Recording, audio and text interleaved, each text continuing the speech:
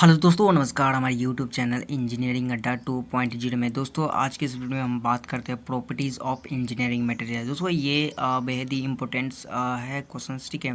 जितने भी engineering student है, चाहे ऑटोमोबाइल से हो या मैकेनिकल से हो, चाहे अदर ट्रेड्स हो या इलेक्ट्रिकल से हो, ठीक है, तो उसके लिए ये बेहद ही इंपॉर्टेंट्स क्वेश्चंस होता है। क्योंकि अगर आप लोग कंपनी में जाते हैं या इंडस्ट्री में जाते हैं तो उसमें अगर आप लोग मटेरियल पे कोई भी मटेरियल या कोई भी जॉब को परफॉर्म करना है, ठीक है, तो उसके बारे में बेहद ही इंपॉर्टेंट्स होता है कि उसका प्रॉपर्टी जानना। यानी कोई भी मटेरियल है ना, या डक्टाइल मटेरियल या ब्रिटलनेस मटेरियल है ना, उसका एक प्रॉपर्टी जानना बहुत ही ज़रूरी होता है, ठीक है। तो जितने भी इंजीनियरिंग स्टूडेंट है उसको ये प्रॉपर्टी जानना बहुत ही ज़रूरी होता है, ठीक है।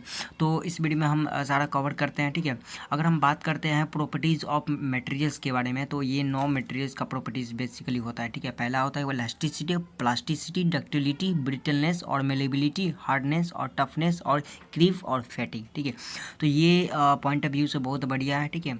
तो एक एक करके हम डिस्कस करते हैं इस वीडियो में, ठीक है। तो सबसे पहले हम बात करते हैं इलास्टिसिटी के बारे में, ठीक है। इलास्टिसिटी होता है क्या, व्हाट इज़ द इलास्टिसिटी, ठीक है।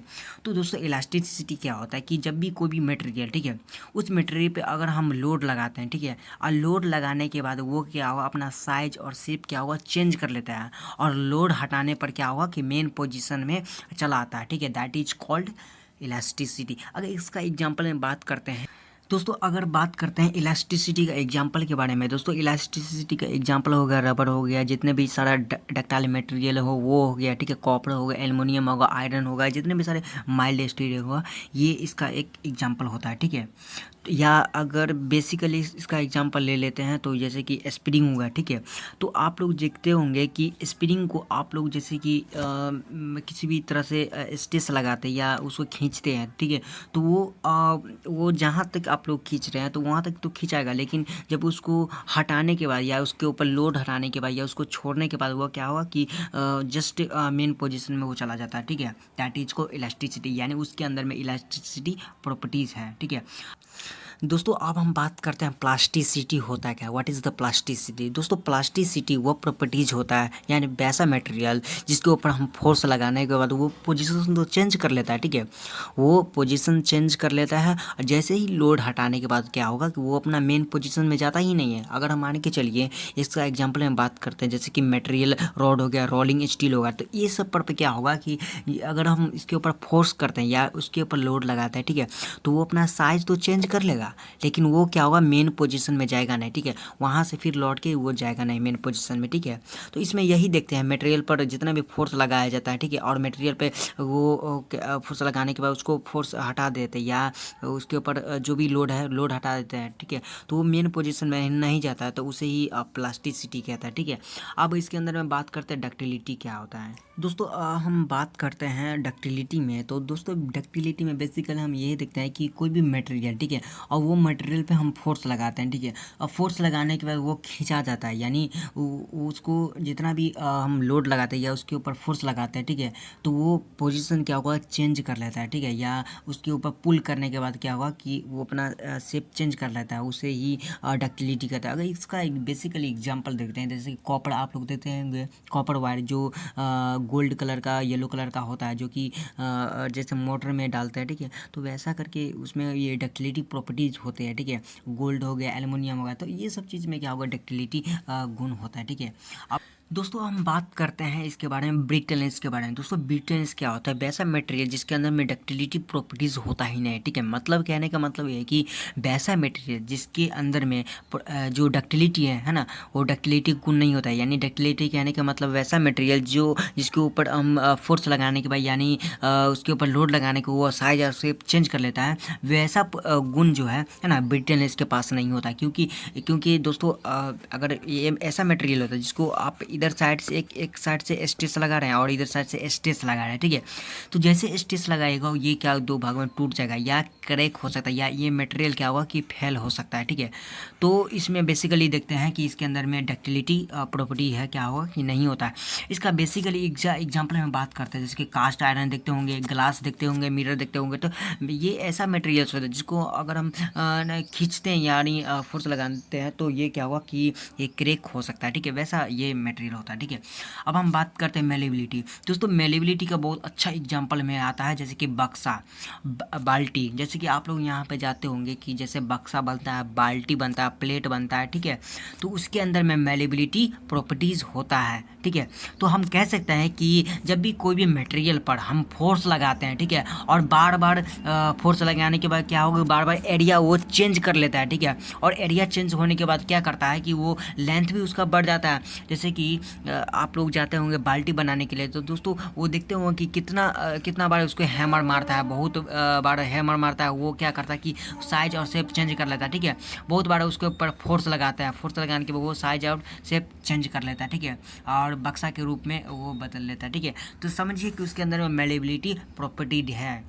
दोस्तों अब हम बात करते हैं हार्डनेस के बारे में। दोस्तों हार्डनेस होता है क्या, ठीक है। तो हार्डनेस एक मैकेनिकल प्रॉपर्टीज़ होते हैं, ठीक है ना। वैसे से कह सकते हैं कि वैसा मटेरियल जिसके ऊपर फोर्स लगाने पर या स्क्रैच करने पर कोई इफेक्ट ही ना आए, ठीक है। दोस्तों अगर जैसे वो डायमंड देखते हैं, ठीक है, तो डायमंड कितना हार्ड होता है, ठीक है।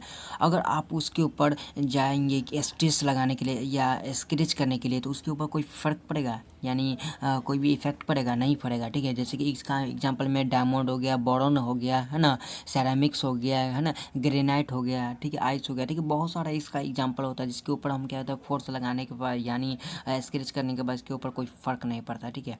तो ये हार्डनेस कहलाता है, ठीक है। अब हम बात करते हैं इसके अंदर। दोस्तों अब हम बात करते हैं इसके ऊपर टफनेस के बारे में। टफनेस होता क्या है दोस्तों, बेसिकली हम टफनेस में देखते हैं कि वैसा मटेरियल कह सकते हैं या वैसा मटेरियल जिसके ऊपर हम अगर फोर्स लगाते हैं, ठीक है, तो फोर्स लगाने पर क्या होगा, मटेरियल टॉलरेट कर सके। यानी टॉलरेट करने के बाद कहने का मतलब है कि वो जो मटेरियल है वो बर्दाश्त कर सके, ठीक है।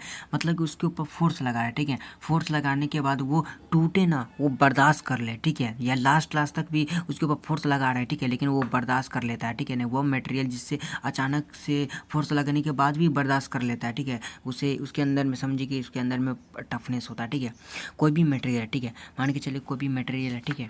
तो ये मटेरियल, ठीक है, अब ये मटेरियल है, जैसे कि एग्जांपल में हम बात कर लेते हैं कि जैसे कि हाइड्रोलिक मशीन होगा, ठीक है। तो ये हाइड्रोलिक मशीन है जिसके ऊपर एक 100 टन का, ये 100 न्यूटन का कह सकते हैं कि इसके ऊपर फोर्स लग रहा है, ठीक है, फोर्स लग रहा है, ठीक है। फोर्स तो लग रहा है, तो इसका इफेक्ट ज़्यादा किस पे पड़ना चाहिए, जो इसका स्पेंडल है इसके ऊपर फोर्स पड़ना चाहिए। लेकिन इसमें क्या होगा कि वो इसके ऊपर फोर्स लगाया ही जा रहा है, ठीक है, लास्ट तक इसके ऊपर फोर्स लगा रहा है, ठीक है। लेकिन ये क्या हुआ कि बर्दाश्त कर लेता है, यानी ये टूटता नहीं है, ठीक है। तो उसे ही उसके अंदर में समझिए कि टफनेस गुण होता है, ठीक है। दोस्तों अगर सिंपल वे में अगर हम समझते हैं टफनेस का, अगर एग्जांपल में बात करते हैं तो टफनेस का एग्जांपल में जैसे कि कोई कार का जैसे कि मिरर होगा, ठीक है। तो कार स्पीड में जा रहा है, ठीक है, कार स्पीड में जा रहा है और कोई उधर से पत्थर फेंक दे, ठीक है, तो पत्थर फेंक दे वो मिरर पे, ठीक है, लेकिन वो मिरर क्या होगा, बर्दाश्त कर ले, ठीक है, वो टूटे नहीं, यानी इसके अंदर में क्रैक ना आए, ठीक है। तो उसके अंदर में समझिए कि टफनेस गुण है, ठीक है।